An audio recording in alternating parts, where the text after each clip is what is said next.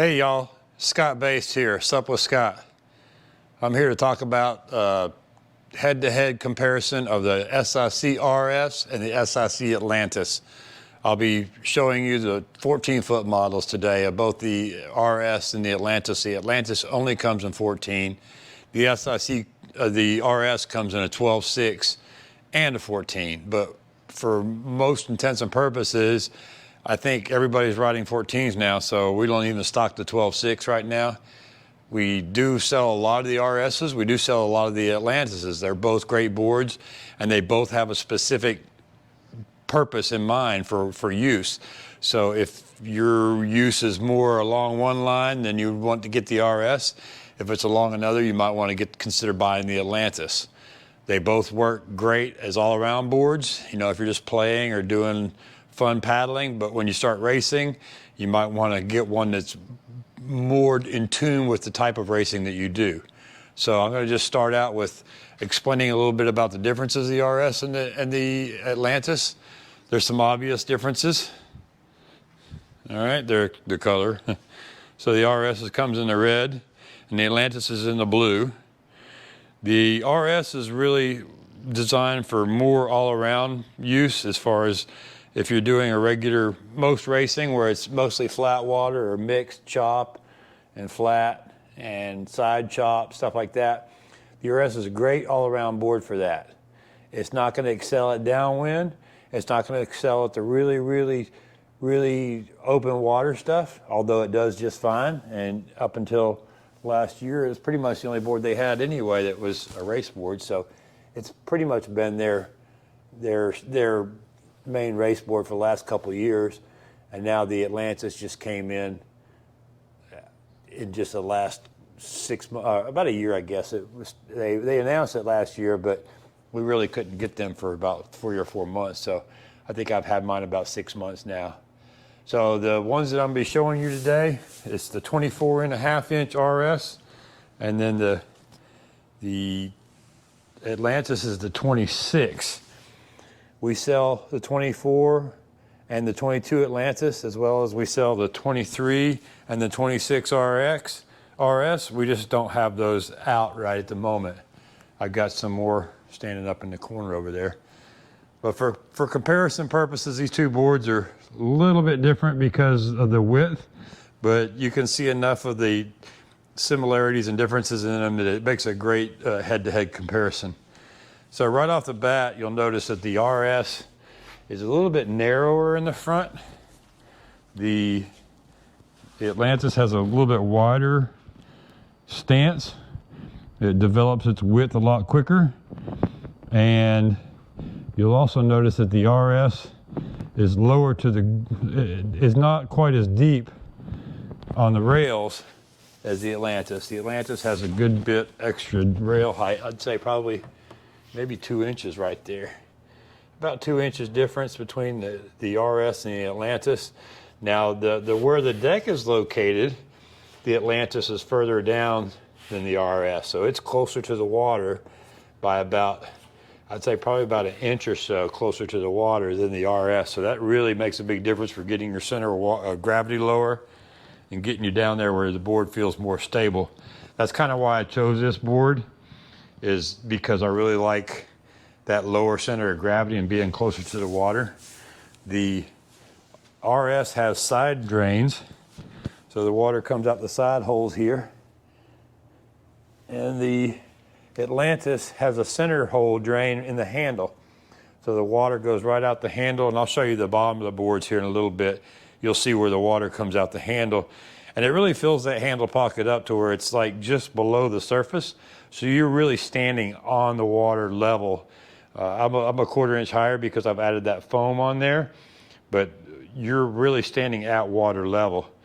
That has its good parts and its bad parts, and I'll go over what I don't like about that in a little bit.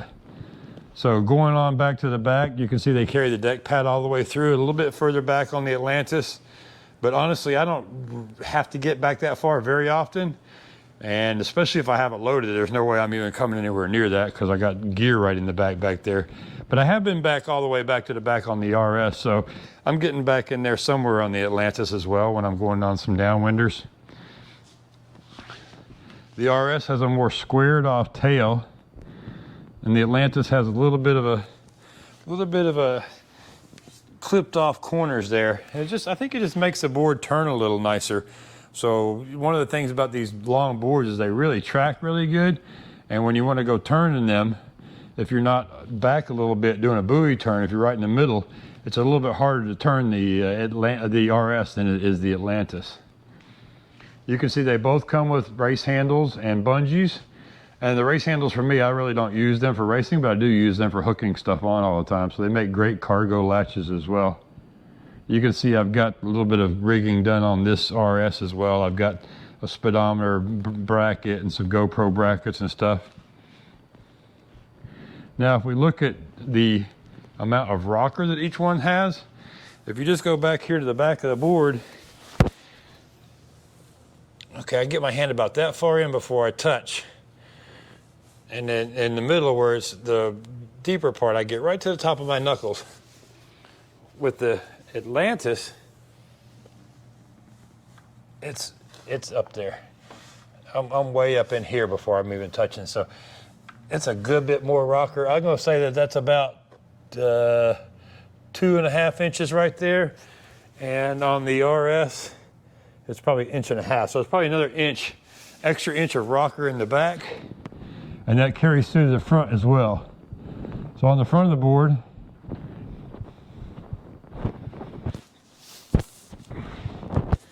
I can put my hand under all the way to the watch there. It's going to hit my watch.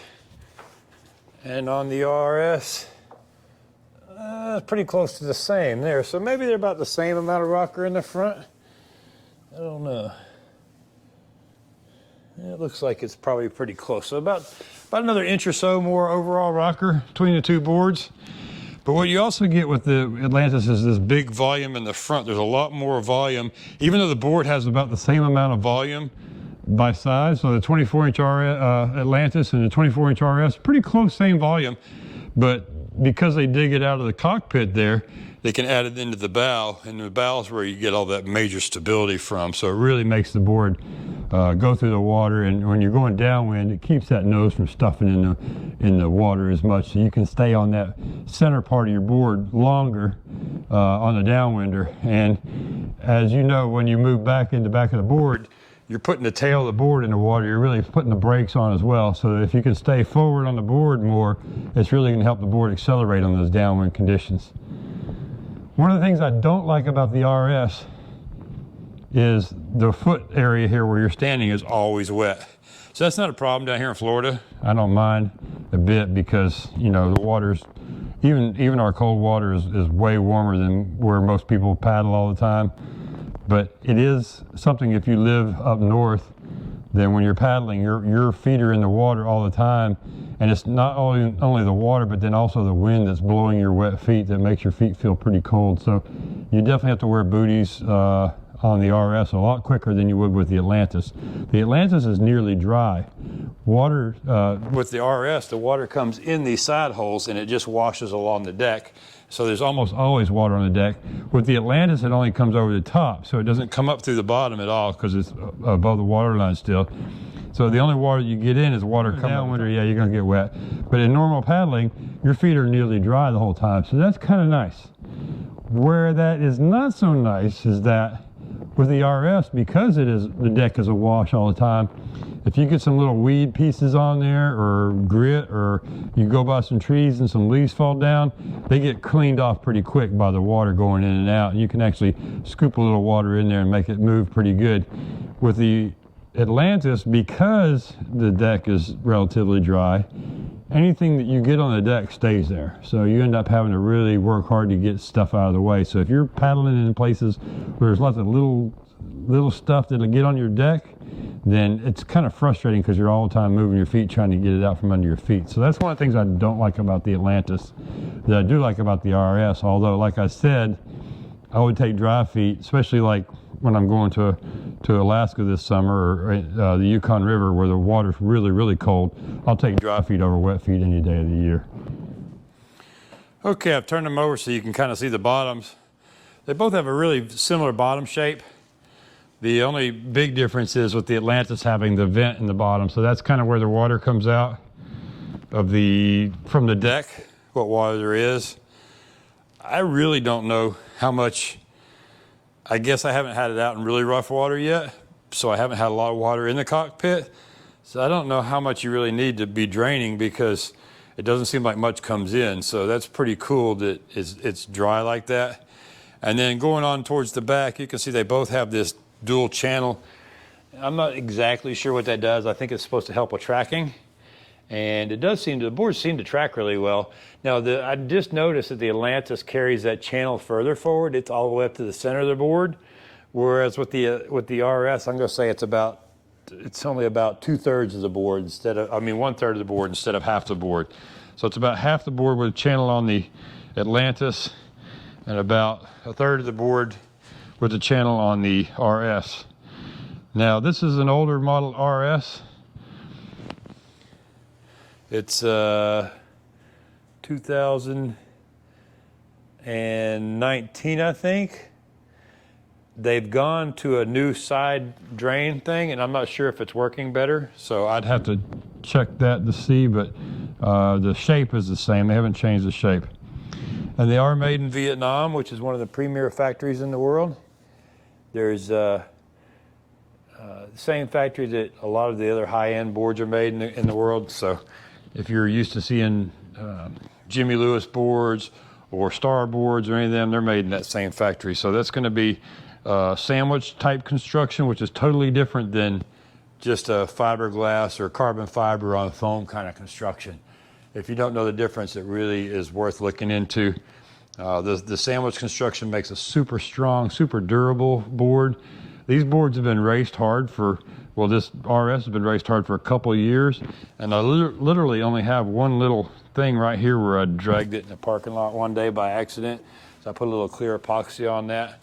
Otherwise, this board's in as good a shape as when I came out. Now, I've fallen on this board. I've landed on it. I have not put holes in it. So that's the two biggest differences, I think, in these boards. Now, you can see, looking from the back here, that because the Atlantis is a little wider, it does have a more imposing stance.